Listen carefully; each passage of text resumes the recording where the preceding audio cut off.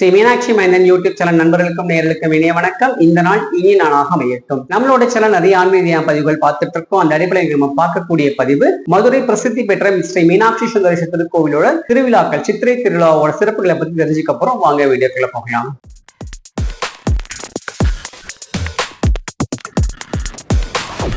அஞ்சு முகம் தோன்றில் ஆறுமுகம் தோன்றும், வெஞ்சவன் நெஞ்சை வேல் தோன்றும், நெஞ்சில் ஒரு கால் அணைக்க இருகாலும் தோன்றும், முருக ஆசனம் கந்தாசனம் என்றோர் முன், திருச்சிற்றம்பலம் தில்லையம்பலம். நம்ம சித்திர திருவிழா பத்தி நம்ம தெரிஞ்சுட்டு இருந்திருக்கோம். முதல் நாள் திருவிழா பார்த்தாச்சு, இரண்டாம் நாள் திருவிழா பார்த்தாச்சு. இன்னைக்கு நம்ம பார்க்கக்கூடியது மூன்றாம் நாள் திருவிழா. மூன்றாம் நாள் திருவிழா அப்படின்னு செவ்வாய்க்கிழமை சாயங்காலம் நமக்கு நடக்குது. இந்த திருவிழாவில சுவாமி அம்பாள் என்ன வாகனத்துல வலம் வராங்க அப்படின்னா, சுவாமி கைலாச பர்வத வாகனத்திலையும் அம்பாள் காமதேனு வாகனத்திலையும் வலம் வராங்க. இந்த கைலாச பர்வத வாகனத்துல சுவாமியையும் அம்பாள் காமதேனு வாகனத்தையும் தரிசிப்பதால் நமக்கு என்ன பலன்கள் கிடைக்குன்னு தெரிஞ்சுக்க போறோம். கைலாச பர்வதம் அப்படின்றது பாத்தீங்கன்னா ராவணன் இருக்கக்கூடிய ஒரு வாகனம் தான். என்ன காரணம்னா, ராவணன் மாதிரி சிறந்த சிவபக்தன் உலகத்திலேயே கிடையாது. அவன் அதி அற்புதமான சிவபக்தன், 64 கலைகளும் தெரிஞ்சவன், நிறைய வித்தைகள் தெரிஞ்சவன் சிவபக்தன். சிவபெருமானே அவருடைய தவத்துக்கு மைய அவன் நிறைய வரங்களை கொடுத்திருக்காரு. அப்படி இருக்கக்கூடிய ராவணனுக்கு ஒரு சின்ன எண்ணம் ஏற்படுது. என்னன்னா, கைலாச மலையை நான் தூக்க போறேன். சுவாமியும் அம்பாளும் கைலாசத்துல இருக்கும்போது அந்த மலையை நான் தூக்க போறேன், என்னோட தோல்ல தூக்கி நான் தூக்கி நிலைநிறுத்த போறேன்னு சொல்றான். அது அவனுடைய ஆணவத்தின் உச்சத்துல அதை சொல்றான். என்னால அதை தூக்கிட முடியும்னு சொல்லிட்டு, அப்போ சிவபெருமான் அவனுக்கு பாடம் புகட்ட நினைச்சிட்டு என்ன பண்ணனா, கைலாச மலையை சுவாமி ராவணன் அடியில போய் தூக்கி அவனுடைய தோல்ல தூக்க முயற்சி பண்ணும்போது, சுவாமி அவனுடைய பெருவிரலால் அந்த கைலாச மலையை அப்படியே மிதிக்கும் போது அந்த மலைக்கடியில ராவணன் மாட்டிக்கிறான். அவனால கைலாச மலையை தூக்க முடியும். அப்படியே பயந்து போய் சுவாமி கிட்ட மன்னிப்பு கேட்கிறான். அப்பதான் சுவாமி சொல்றார், என்னுடைய பக்தனாகவே இருந்தாலும் பக்தியின் உச்சத்தில் ஆணவம் ஏற்பட்டால் நிச்சயமாக அழித்து விடுவேன். சுவாமி அவனுக்கு புரிய வைக்கிறார். அதான் அந்த கைலாச பர்வத வாகனத்தோட தனிச்சிறப்பு. நீங்க பாத்திருப்பீங்க, சுத்தி மலம் மாதிரி இருக்கும். முன்னாடி ராவணன் வீணை வாசிக்கிற மாதிரியான ஒரு உருவத்துல ஒரு கால் மடித்த நிலையில் ஒரு கால ஊன் நிலையில அவனுக்கு மலையை தூக்குற மாதிரி ஒரு பிம்பம் தான், ஒரு சிற்பம் தான் இதுல வச்சிருப்பாங்க. அதான் அந்த வாகனத்தோட தனிச்சிறப்பு. எத்தனை பெரிய சிவபக்தனாக இருந்தாலும் சரி, நம்ம தினந்தோறும் சிவ பூஜை பண்றோம், தேவாரம் படிக்கிறோம், திருவாசகம் படிக்கிறோம், கழுத்துல ருத்ராட்சம் போட்டிருக்கோம்.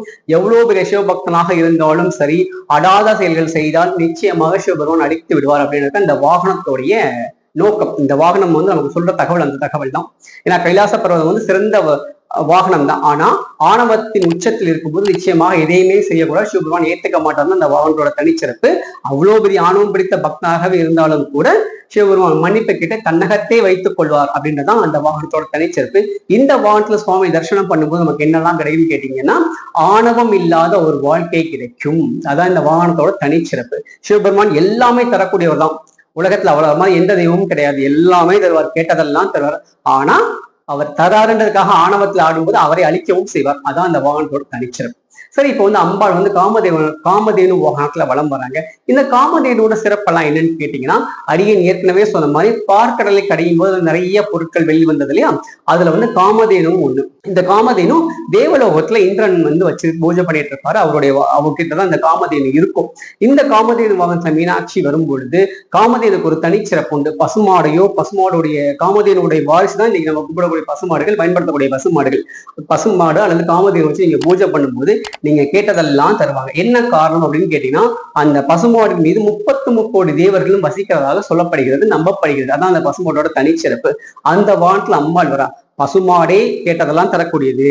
அதற்கு மேல் நம்ம அம்மா மீனாட்சி 33 கோடி தேவர்களுக்கும் முழு முதல் தலைவி அம்மா மீனாட்சி தான். மும்மூர்த்திகளில் 3 சக்தியில் ஒரே சொர்பம் தான் அம்மா மீனாட்சி.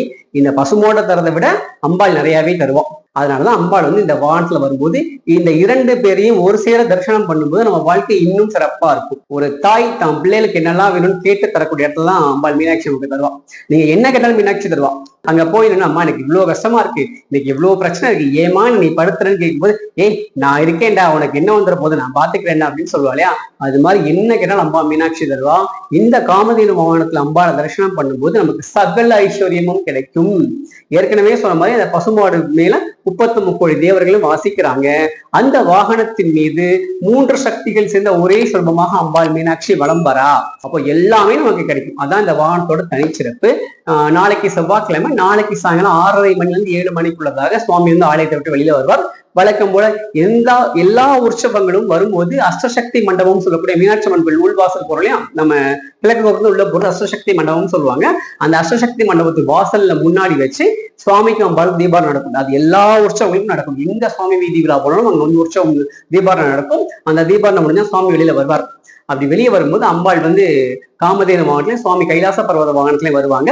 அப்படி அங்க வந்து 7 மணிக்கு ஊர்வலம் ஆரம்பிச்சு அப்படியே விளக்குத்தூண் வந்து அப்படியே மேலமாசி வீதிகள் 4 மாசி வீதிகளும் வளம் வந்து இதுல நிறைய தனிச்சிறப்பு உண்டு. எல்லா கடைக்காரங்களும் எல்லா மக்களும் வந்து நிறைய திருக்கண் வச்சிருப்பாங்க. சுவாமிக்கும் அம்பாளுக்கு மண்டகாப்படி வச்சிருப்பாங்க. அங்க நின்று சுவாமி அம்பாள் மாலை மரியாதைலாம் வாங்கிட்டு அப்படியே திரும்ப வீதி விழா முடிச்சு கோயிலுக்குள்ள வருவாங்க.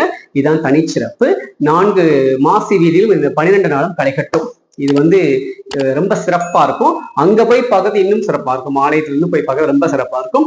இந்த கைலாச பர்வத வாகனத்திலையும் காமதேனு வாகனத்திலையும் நாளைக்கு மீனாட்சி சுந்தரேஸ்வரர் தரிசனம் செய்து நம் வாழ்க்கையில் எல்லா வளங்களும் நலனும் கிடைக்க பெறுவோமாக. நன்றி, வணக்கம். அடுத்த பதிவில் உங்களை சந்திக்குமாறு உங்களிடம் விடைபெறுவது முருகனடிமை ஸ்ரீ மீனாட்சி மைந்தன். வான்மிகில் வளாது பெய்க மலிவளம் சிறக்க மன்னன் போன்முறை அரசு செய்க குறைவிலாது உயிர்கள் வாழ்க.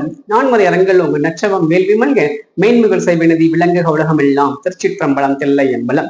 நம்மளுடைய ஸ்ரீ மீனாட்சி மைந்தன் யூடியூப் சேனல், முகநூல் பக்கங்கள், இன்ஸ்டாகிராம் பக்கங்களை ஃபாலோ பண்ணி ஷேர் பண்ணி சப்ஸ்கிரைப் பண்ற எல்லாருக்கும் ஒரு வேல் அது வைத்து வழிபடுற ஒரு கிண்ணம், ஒரு வேல்மாறல் புத்தகம் அல்லது திருப்புகழ் புத்தகம் அல்லது சுப்பிரமணியர் புத்தகம், இந்த 3 புத்தகத்துல எந்த புத்தகம் வேணும் நீங்க வந்து கமெண்ட் பண்றீங்களோ அந்த புத்தகத்தை உங்களுக்கு கொரியர்ல அனுப்புறோம். நீங்க இன்ஸ்டாகிராம் பேஜை ஃபாலோ பண்ணி ஷேர் பண்ணி சப்ஸ்கிரைப் பண்ணிட்டு உங்க தகவல் உங்களுக்கு என்ன புத்தகம் வேணுன்றதை எனக்கு வந்து DM பண்ணுங்க. என்னோட தகவல் இன்பாக்ஸ்ல அனுப்புங்க.